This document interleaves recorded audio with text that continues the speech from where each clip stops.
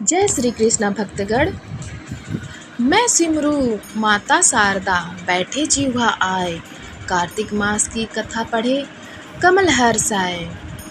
कार्तिक मास महात्म्य कथा अध्याय 1 का आज हम वाचन करने जा रहे हैं।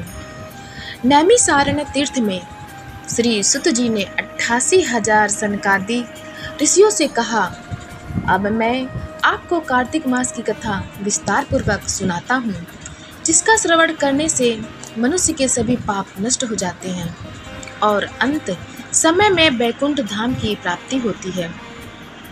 सुत जी ने कहा, श्री कृष्ण जी से अनुमति लेकर देव ऋषि नारद के चले जाने के पश्चात सत्यभामा प्रसन्न होकर भगवान कृष्ण से बोली, हे प्रभु, मैं धन्य हुई, मेरा जन्म सफल हुआ।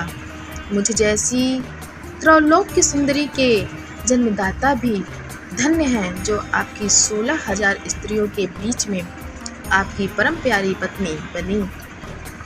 मैंने आपके साथ नारद जी को वह कल्प वृक्ष आदि पुरुष विधि पूर्वक दान में दिया, परंतु वही कल्प वृक्ष मेरे घर लहराया करता है।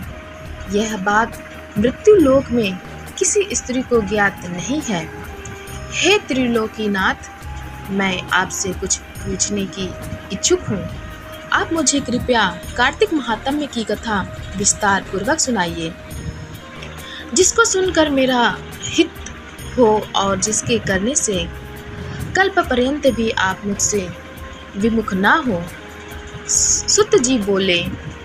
सत्यभामा के ऐसे वचन सुनकर श्री कृष्ण ने हंसते हुए सत्यभामा का हाथ पकड़ा और अपने सेवकों को वहीं रुकने के लिए कहकर विलास युक्त अपनी पत्नी को कल्प वृक्ष के नीचे ले गए।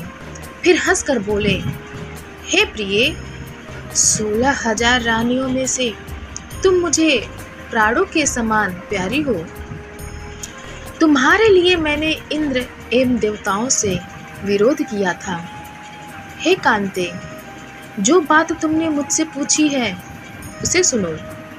एक दिन मैंने तुम्हारी इच्छा पूर्ति के लिए गरुड़ पर सवार होकर इंद्रलोक जाकर कल्प वृक्ष मांगा। इंद्र द्वारा मना किए जाने पर इंद्र एवं गरुड़ में घोर संग्राम हुआ और गोलोक में भी गरुड़ जी गौओं से युद्ध किया। गरुड़ की चोंच की चोट से उनके कान एवं पूंछ कटकर गिरने लगे, जिससे 3 वस्तुएं उत्पन्न हुई। कान से तंबाकू, पूंछ से गोभी और रक्त से मेहंदी बनी। इन तीनों का प्रयोग करने वाले को मोक्ष नहीं मिलता। तब गौओं ने भी क्रोधित होकर गरुड़ पर वार किया, जिससे उनके 3 पंख टूटकर गिर गए। इनके पहले पंख से नीलकंठ, दूसरे से मोर और तीसरे से चकवा चकवी उत्पन्न हुए। हे प्रिय, इन तीनों का दर्शन करने मात्र से ही शुभ फल प्राप्त हो जाता है। यह सुनकर सत्यभामा ने कहा, हे प्रभु, कृपया मुझे मेरे पूर्व जन्म के विषय में बताइए कि मैंने पूर्व जन्म में कौन कौन से दान, व्रत व जप नहीं किए हैं। मेरा स्वभाव कैसा था, मेरे जन्मदाता कौन थे और मुझे मृत्यु लोक में जन्म क्यों लेना पड़ा। मैंने ऐसा कौन सा पुण्य कर्म किया था जिससे मैं आपकी अर्धांगिनी हुई। श्री कृष्ण ने कहा, हे प्रिय, अब मैं तुम्हारे द्वारा पूर्व जन्म में किए गए पुण्य कर्मों को विस्तार पूर्वक कहता हूँ, उसे सुनो। पूर्व समय में सतयुग के अंत में मायापुरी में अत्रि गोत्र में वेद वेदांत का ज्ञाता देव शर्मा नामक एक ब्राह्मण निवास करता था। वह प्रतिदिन अतिथियों की सेवा, हवन और सूर्य भगवान का पूजन किया करता था।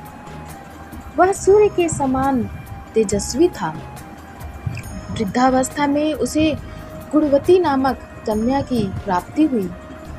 उस पुत्रहीन ब्राह्मण ने अपनी कन्या का विवाह अपने ही चंद्र नामक शिष्य के साथ कर दिया। वह चंद्र को अपने पुत्र के समान मानता था और चंद्र भी उसे अपने पिता की भांति सम्मान देता था। एक दिन वे दोनों खुश व समिधा लेने के लिए जंगल में गए। जब वे हिमालय की तलहटी में भ्रमण कर रहे थे, तब उन्हें एक राक्षस आता हुआ दिखाई दिया। उस राक्षस को देखकर भय के कारण उनके अंग शिथिल हो गए और वे वहां से भागने में भी असमर्थ हो गए।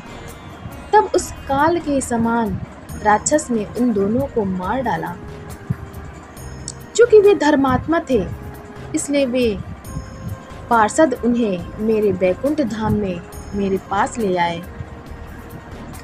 उन दोनों द्वारा आजीवन सूर्य भगवान की पूजा किए जाने के कारण मैं दोनों पर अति प्रसन्न हुआ। गणेश जी, शिव जी, सूर्य व देवी, इन सब की पूजा करने वाले मनुष्य को स्वर्ग की प्राप्ति होती है। मैं एक होता हुआ भी काल और कर्मों के भेद से 5 प्रकार का होता हूँ। जैसे एक देवदत्त, पिता, भ्राता आदि नामों से पुकारा जाता है।